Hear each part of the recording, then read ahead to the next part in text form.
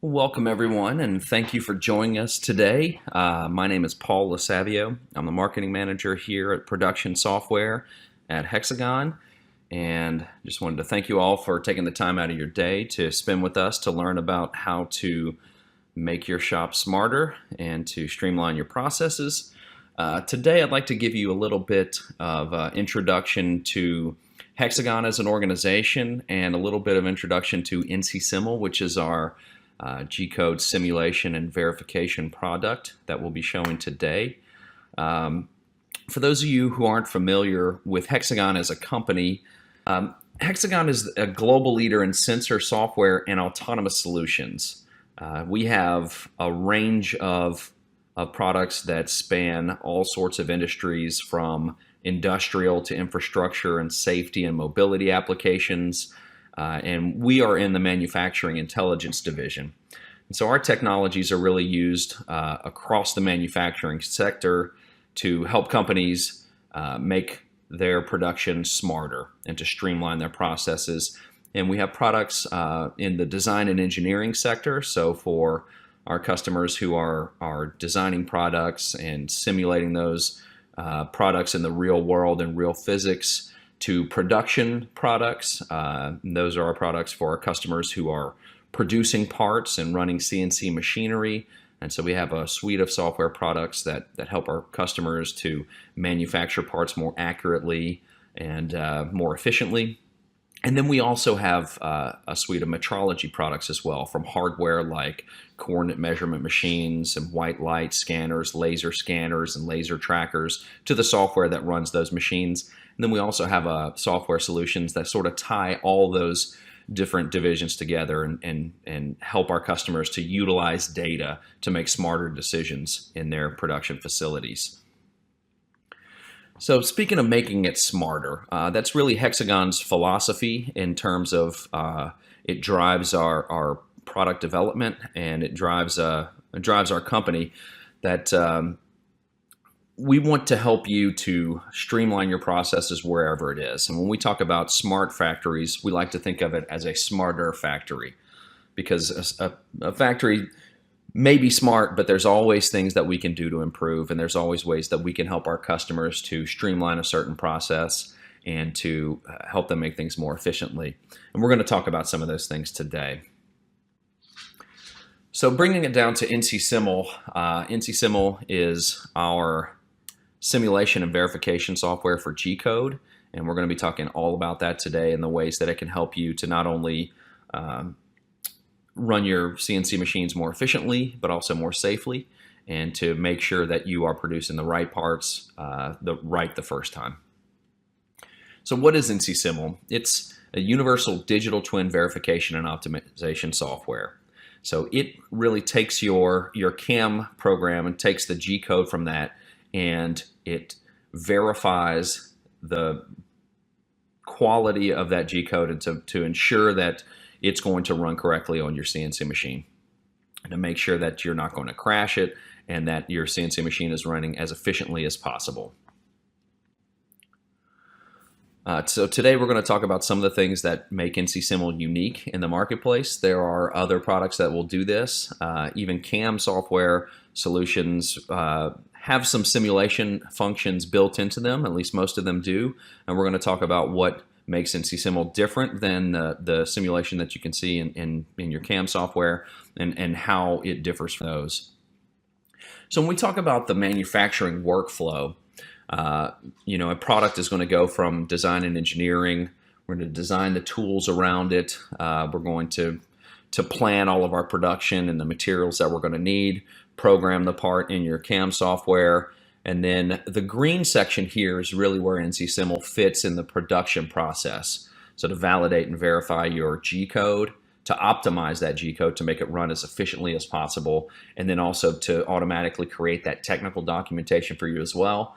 And then, of course, once you've machined that part, we're going to put it on the machine and run those programs to cut that part out, and then take it on to the quality control and inspection. And Hexagon has solutions from hardware to software that span all of these processes in the manufacturing workflow, and we're going to focus today on these sections in green with NC-SIML.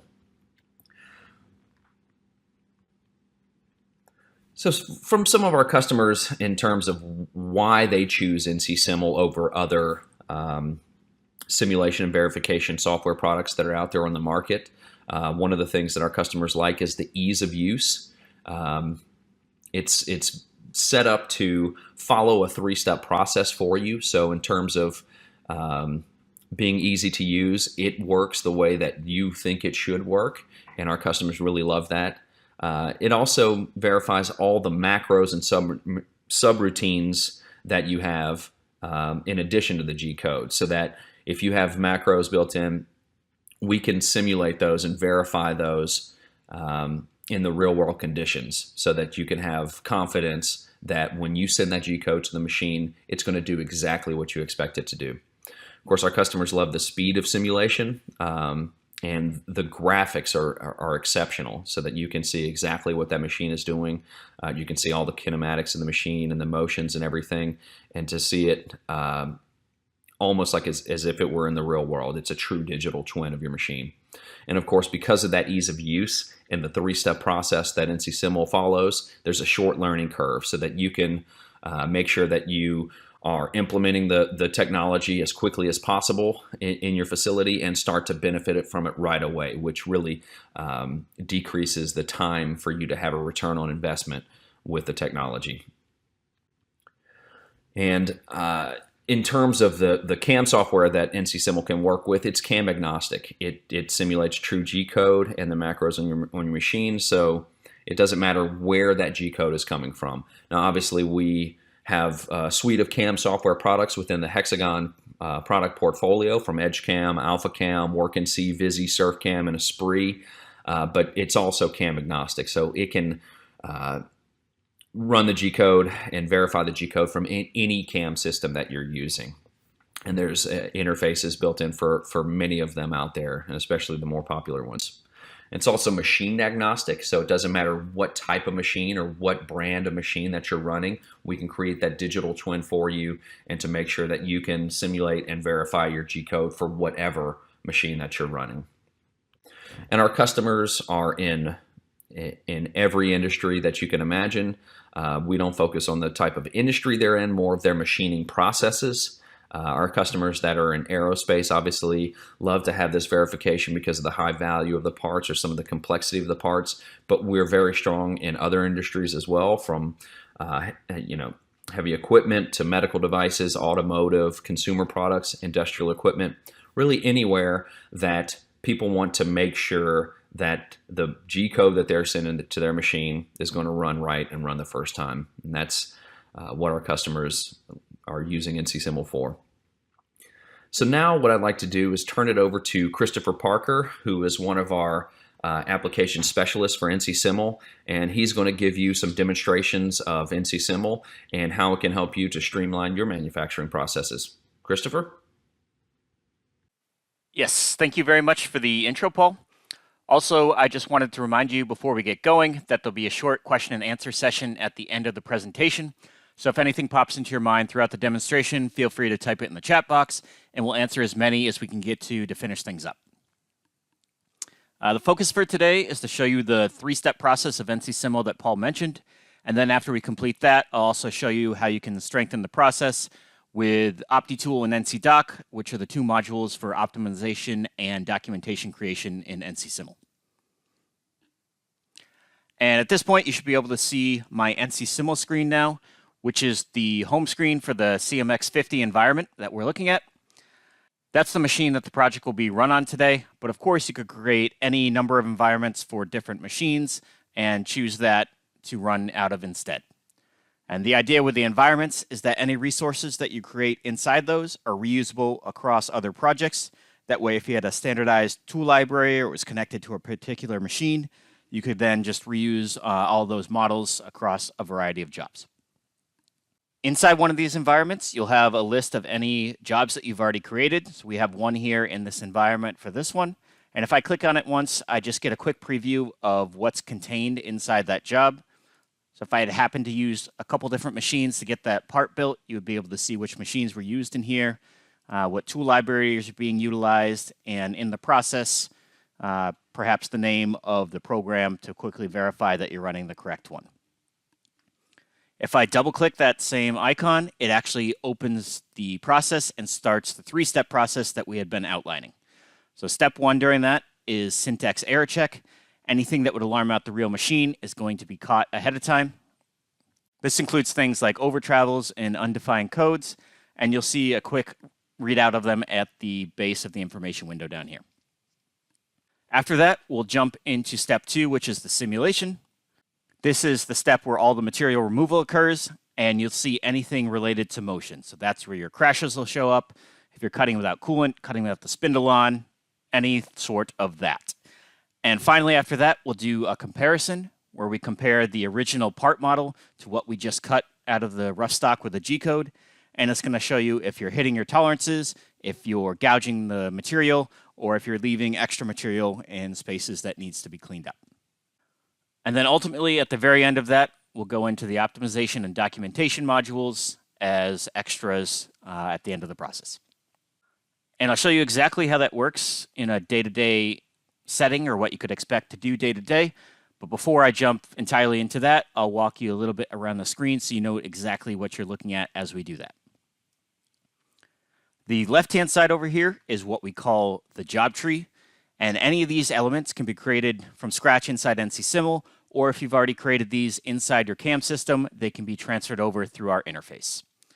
And this window is set up exactly the same way that you would set up the job on the real shop floor. So you're kind of mimicking your process throughout NCSimul. The first thing is just the operation that you're running. So if it's machine group 1, it's the first operation in our process. Then the machine that you're running it on. If you wanted to switch out the machine or choose another one, you could do so from there. And then the setup on the machine table contains the part model in yellow here, the rough stock model that it starts from, and any fixturing. And anytime you're clicking on them, it'll highlight that in the 3D window for you. Below there, we have the tool magazine and the tool library. So again, the library would be your total containment of tools, something similar to your tool crib. And then the magazine would be the ones that were loaded onto the machine for material removal in this job. Below that, we have the initialization. All it does is tell NCSimul where in space to start the program. So for instance, the G54 on this machine. And after that, you have your post-process G-code, the same exact one that's running at the real machine. And that's automatically broken down into tool sequences for you. Every time there's a tool change, you'll get a sequence. That way, if you've already seen part of the process simulated, and at some point you just want to simulate a select number of operations, you can do that from the sequences menu. Now down here at the bottom, we have what we call the information window. The first process arrow tab, we've seen a little bit already. We see our out of range errors for the syntax. When we start to do the simulation, we'll also see the collision errors populate here in blue as well. The next tab over is our status tab, and this is giving you active information about whatever line is highlighted or that you're on inside the G-code. And this information window, or the status window in the information window, the program window on the right-hand side and the 3D window are always dynamically connected. So anytime you're moving one, you're moving all three. That way you know exactly where you're at inside the program. And this window tells you things like the active tool number, what type of motion you're in, your position in space, if cutter comp is active, and other data like that. Next tab over is information. And this is giving you the overalls for your program. It'll break it down into the same tool sequences for you and show you how much time each sequence is running for, how much of that you're actually cutting, and how much of that is rapid or air cutting, and your feeds and speeds, mins and maxes, the working distance of each tool. And it works the same way as I could click throughout the program. I can click throughout any of the cells inside the table, and it's going to automatically bring me to the spot in that program where, for instance, I hit the F minimum of 150 inches per minute on that sequence. The other nice thing is this is all part of the syntax error check as well. So without even running any of the simulation process, you're going to get a program time based on the feeds and speeds. So that can be really good to just view up front.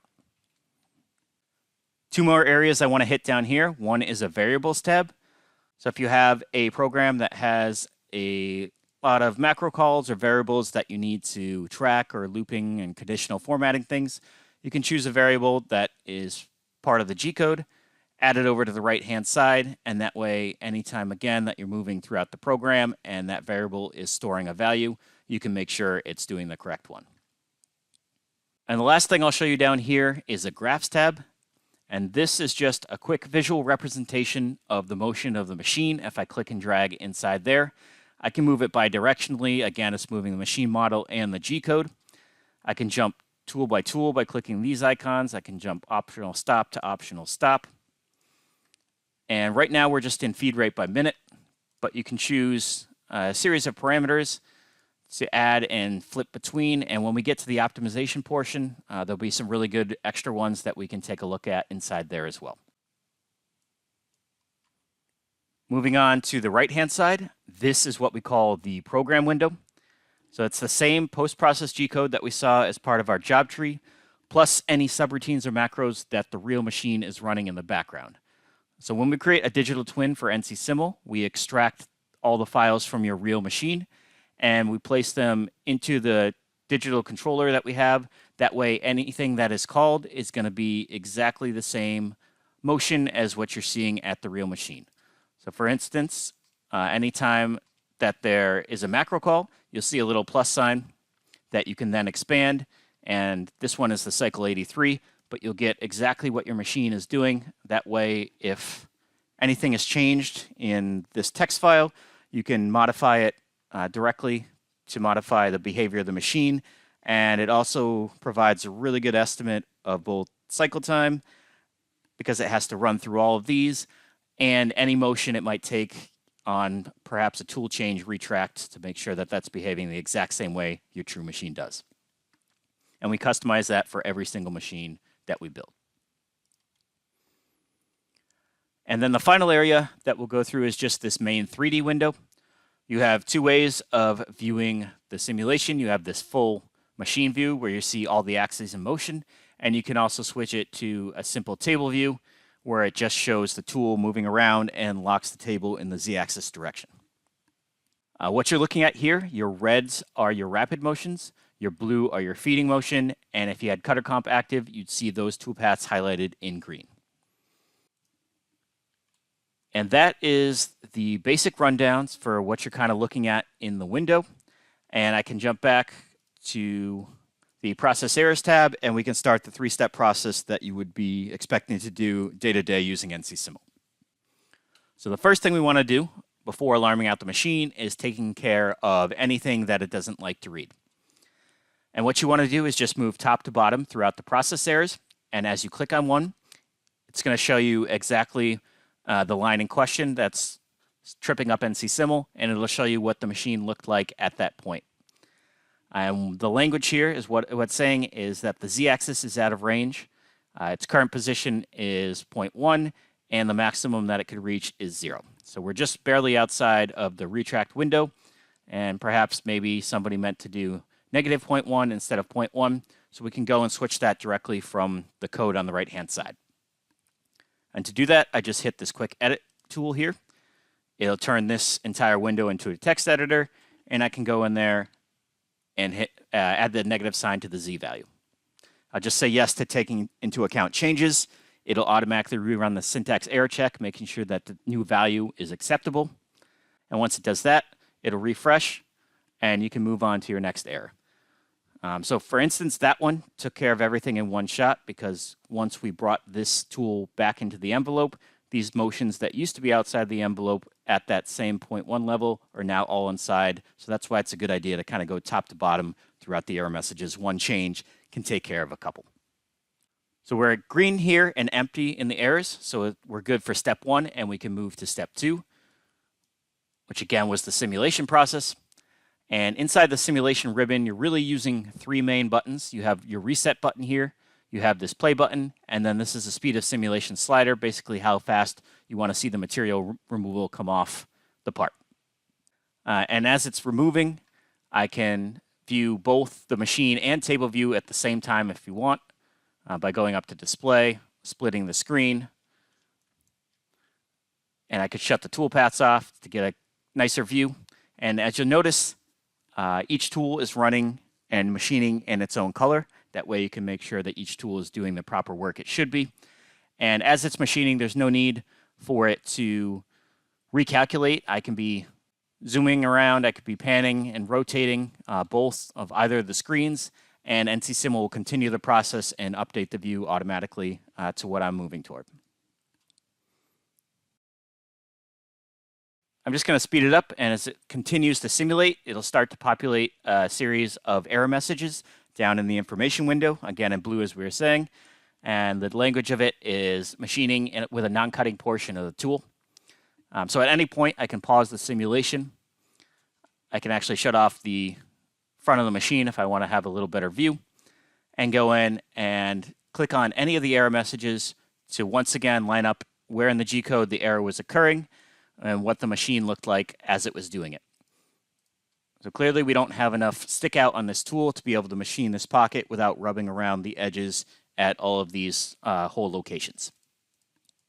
And what I can do to alleviate this directly from here is just go right inside my tool library. And it's going to pull up my active tool automatically, so I don't have to search for what tool number was causing the collision. It knows it was tool 15. And then I can go into my tuning tab and pull out the tool by a little bit so we have a little more stick out from the holder. And now we have our flute length with a little bit of an extension to get us there. And this 3D window also works in the same way that the main one does, so I can be zooming and panning and rotating this around as well to get a good view of the tool. And at this point, I'll just save and OK and update the full tool in the process. So I'm replacing the one on the spindle with the model that I just modified. So at the end of that, I could just play my simulation again and once again speed it up. And I can go from real time to block mode all the way to end result, where it's going to go as fast as possible decoding and just show me the final result at the end. There is our final result. It looks a little better than it did before. We're able to machine those pockets without colliding our holder. And we have no more simulation process errors down here. Our button's green again. So now we're good for step 1 and step 2. And all that's left is step 3 to verify that we've created the piece that we wanted to machine. And to do that, we have a few different measurement tools first off. Any solid or 3D in the environment will work. So if I wanted to take a inverse thickness of this pocket, I can just click directly on that and it'll show exactly how far across that pocket was. I can also take like a point to plane measurement to see how deep that pocket was from the bottom surface to the machined one here. Also, I can jump back to the simulation ribbon, and what I touched on earlier is the comparison tool. This is the one that's comparing the original part model to what we just cut. And if you look at the scale on the left-hand side, anything in green is within our tolerance. Anything red are slightly gouged areas, a little bit along the rim of the ring there. And anything blue is excess material. It's basically what we were holding on by and the engraving that wasn't done for this part. And all of these tolerances can be dynamically updated as well. If I wanted to change the scale over here on the right-hand side to plus or minus 4 thou instead of 3 inside my green, you would start to see some of the areas that had previously been yellow sharpen up to green because now they're acceptable. And the final area I'll show you inside the verification is the cutting plane. That way, if you have any internal features that you want to take a look at before cutting apart a first piece, you can add a cutting plane, orient it to the XYZ that you want or on an angle, and then just drag it to the point inside the part that's most interesting to you. So if you wanted to kind of maybe check out these drilled holes, I could drag it to there, click directly on the surface. It's going to line up my tool to that point automatically, show me where in the G-code exactly that cycle was. And then also, if I wanted to run a comparison while I was inside here too, all of those will work simultaneously. And at that point, if you're happy with how everything looks, you're good for step 1, syntax error check, step 2, simulation and motion, and step 3, comparison. And you would be able to go ahead and send this part out to the shop floor and run it lights out first shot, knowing that there wouldn't be any collisions and that we're going to machine a good part. Normally, that would mean it was the end of the day for you, but I can take it a couple steps further and show you a couple of the modules where we can then improve the program even more. So the first one we're going to do is the optimization. You'll still want to have everything verified as we just did, and then you can proceed into the icon here. And then I'll just quickly kind of show you a pretty standard optimization process inside here. The first thing you'll do when you enter here is to make some quick choices, like which programs you want to optimize. So obviously we're only doing the one that creates the part, not anything inside the memory. And beyond that, which tool sequences you want to optimize. So say the same tool was used for roughing and finishing passes, and you want to leave the finishing one alone, you could just choose the sequence that was the roughing. And then finally, you can specify the stock material or the empty power of your machine. And after that, you just hit compute. And NCSim will run a baseline simulation for this, calculating all of the current maximums for the baseline program. That way, it's going to use those to rewrite the feed rates for the optimized ones. All right, so now we have our cut info inside the information window for the initial status. And for each tool sequence, you can see the maximum depth of cut, maximum radial engagement, feeds and speeds, mins and maxes, the maximum power of the machine that it went to, and so on and so on. So now we'll use that to go ahead and set our optimization settings. And for this one, this is where you would choose the air cutting mode, and this one's going to be the adaptive, so we'll do both in one shot. And I'll just choose every single sequence. We'll optimize everything except plunging and ramping. And then there's two calculations down here, one for soft material, one for hard material. So depending on if you want a chip flow for soft or chip thickness for hard, you choose the strategy and apply, and it'll fill in all the optimization values based on your original cut analysis. You're also able to set securities. So at these points, it'll flip back to your pre-programmed feed rates no matter what NCSim was calculating. That way you can feel a little safer when you approach stock that hasn't been touched yet or has already been machined. And finally, you can go down here and decide whether you want to throw anything outside of material into rapid or the maximum cutting feed rate of the machine. And I believe the one for the CMX 50 is somewhere around 1150. Then after that, you just hit compute again, and it's going to compute the new optimization settings and automatically rewrite the G codes into your current NC program.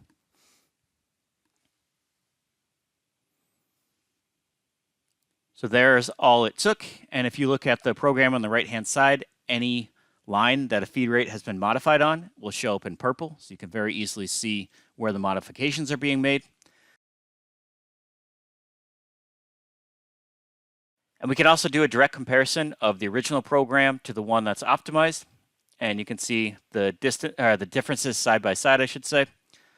So for any line that you're clicked on, if you look down in the optimization, it'll have the cumulative time for the old program and the new optimized time. So the whole thing was about 38:45 originally, and now we're down to 31:43. Also, any of the toolpaths that have been modified in the 3D window you can see in yellow. And I could just go in and do the same thing if I wanted to see what had changed on this one. I just click on that toolpath wireframe. This feed rate was 225 originally, and now it's been up to 337.5. And if you head back to the cut info tab, not only will there be a readout for each sequence individually, so you can see specifically where you save time, but at the top, there'll be an overall for the optimization, where you can see that outside of material, we saved 53 seconds or 17%. And inside material, we saved another 5.5 minutes for a total of 7 minutes on a 35-minute part. So about 20% cycle time savings. And of course, if you're doing a series of these, that's going to add up quickly. And if you're happy with all of this, all you have to do at this point is go up to the top. And this allows you to output the new modified optimized G code. Again, NCSim will automatically rewrite any of the feed rates in there for you. And it's also going to automatically create a blue folder process where you can then re-verify it in NCSim if you wanted to rerun the new G code with your same setup. And very quickly at the end here, if we go back, the last thing that I want to show you is NCDoc, or the documentation module, which is very useful to create setup sheets for the shop floor automatically and have them be reactive to anything that gets modified in the machining process inside NCSimul.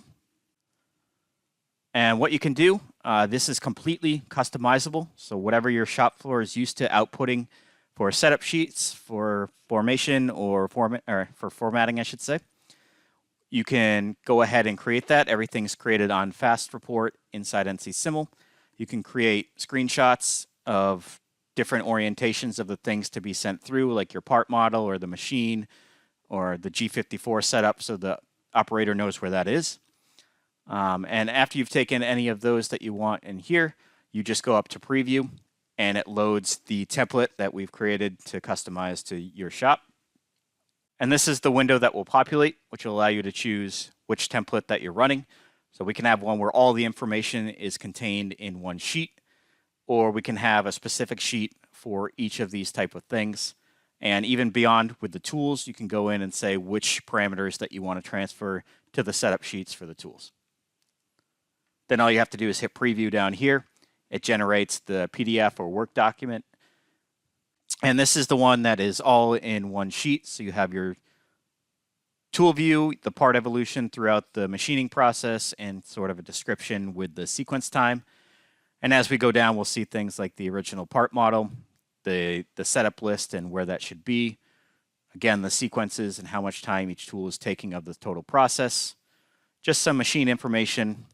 Once again, the part evolution per tool. And if we get all the way to the bottom, a quick example of how we can output a tool list for the shop floor.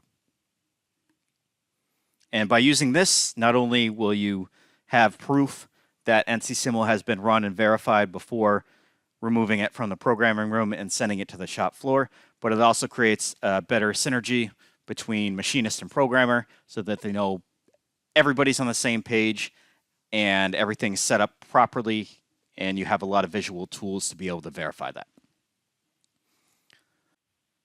So that's it for me. From here, we can jump into the question and answer session. Throw it over to Paul, who's been gathering them as we're going along here, and we'll try to get through as many of them as we can.